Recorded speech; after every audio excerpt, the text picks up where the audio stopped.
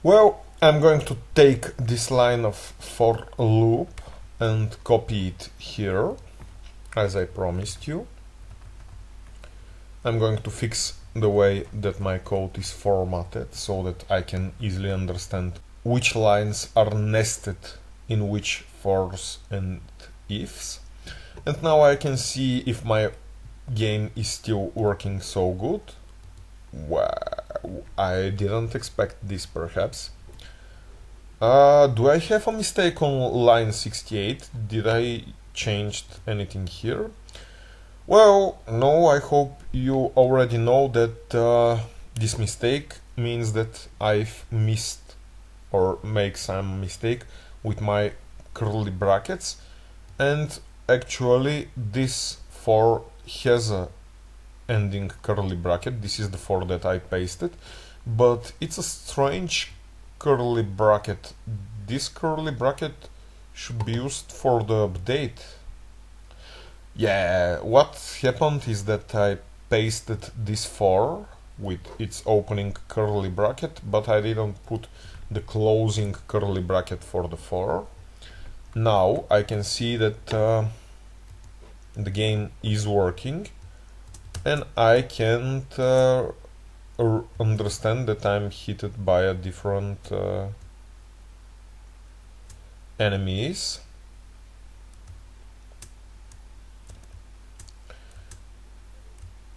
And I think this is working well. I can really change it when I do the second thing that I gave you as a task.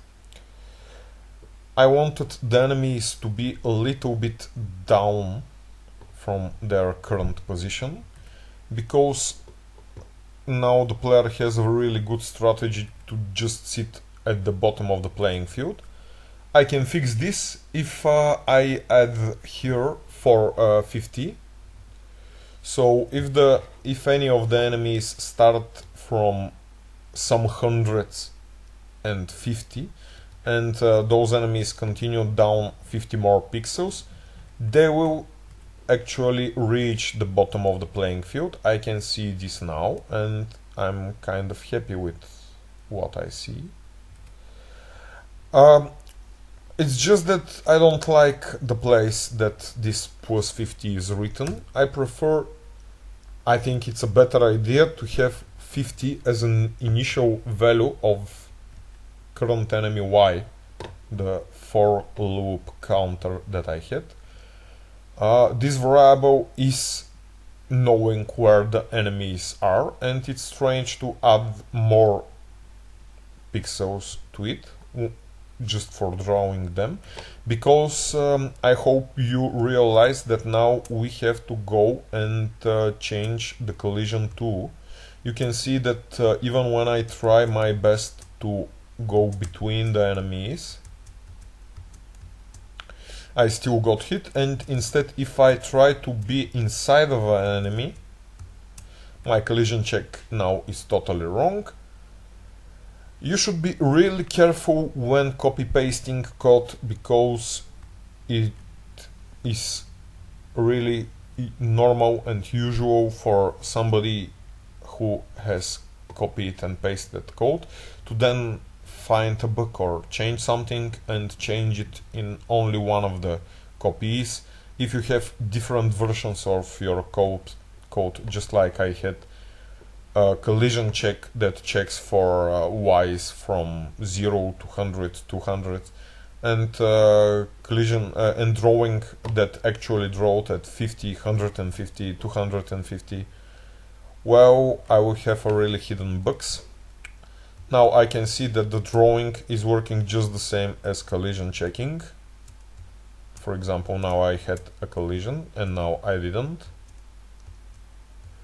And now I cannot stop just there on the bottom.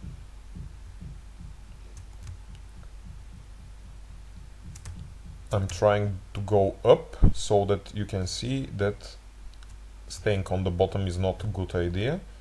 Trying to go between the enemies is the only way you can survive. And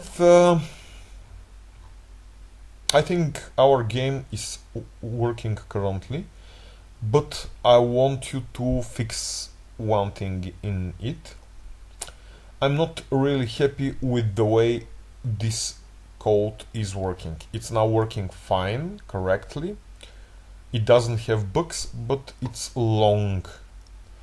And I think we have a better way to write it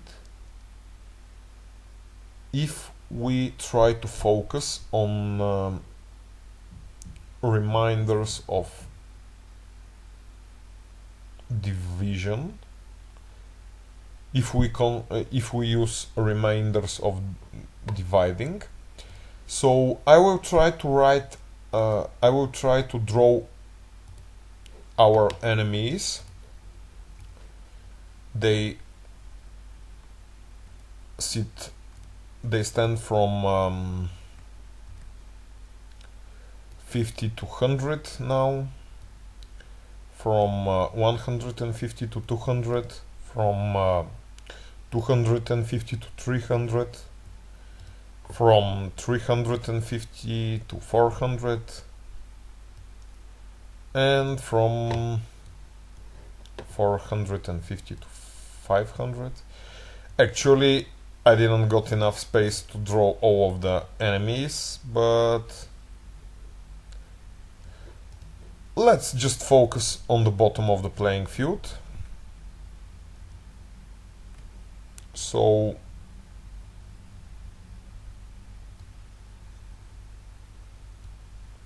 here on the bottom of the playing field, we can have the player trying to fly between the enemies. And I wonder what his Y should be in order for the player to fit between enemies. I will take it and I'm going to ask you a few questions, and I will be happy for you to try to think and answer in your mind before I say that. So this is a collision, right? This is going to be a lost life for the player because his top part is going to hit the bottom part of this enemy. I wonder if this enemy starts from let's say 450 and goes to 500, then what is the Y of the player? Apparently it's a little less than 500, and apparently it's bigger than 450. So if the Y of the player is less than 500, there is a collision with the fifth enemy. There is going to be a collision even if the player is on top of Y 450, because the bottom parts of the player could still hit the enemy. Apparently even the bottom part of the player should be over 450, and if the player is 30 pixels high, if the player is 30 pixels high, then there is only a small range of numbers for its top part. Apparently it should be more than 420 in order for the bottom part of the player to be over 450 and to avoid this enemy. But if it's smaller than 420, it should also be bigger than 400 to avoid the upper enemy. So apparently the top part of the player should be between 400 and 420. But this is not only the range between those two enemies, the same range should be considered when checking for a collision between the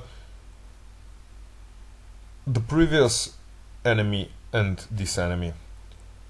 Apparently we should be between 300 and 320, or in this case between 200 and 220. I wonder if there is another way to check if the top of the player is between those 20 pixels, but without a for loop that uses the normal arc lighting. Try to think of how remainders of division could help us in such a check. To find the remainder of a division, we use Shift and 5. The sign that appears when I press Shift and 5 is usually called %, and mathematicians use it for a totally different thing, but we're going to use it to find the remainder of a division. For example, dividing 59 apples to 10 kids will leave each of the kids with 5 full apples, but they will have 9 apples left that they don't know how to split. This sign is pretty useful when we want to check if something is divided by something. For example, I can understand if 63 is even or odd if I check its remainder of a division by 2. Well, if this is an even number, then its remainder by division of 2 will be 0. And if I want to check this, of course I will need two equal signs. Perhaps we should look for a remainder of division by 100, because the distance between all of the enemies is 100. There is a really simple formula that I want you to think, and we will be able to make this code much shorter. You will need a sheet of paper to draw and to think perhaps about this.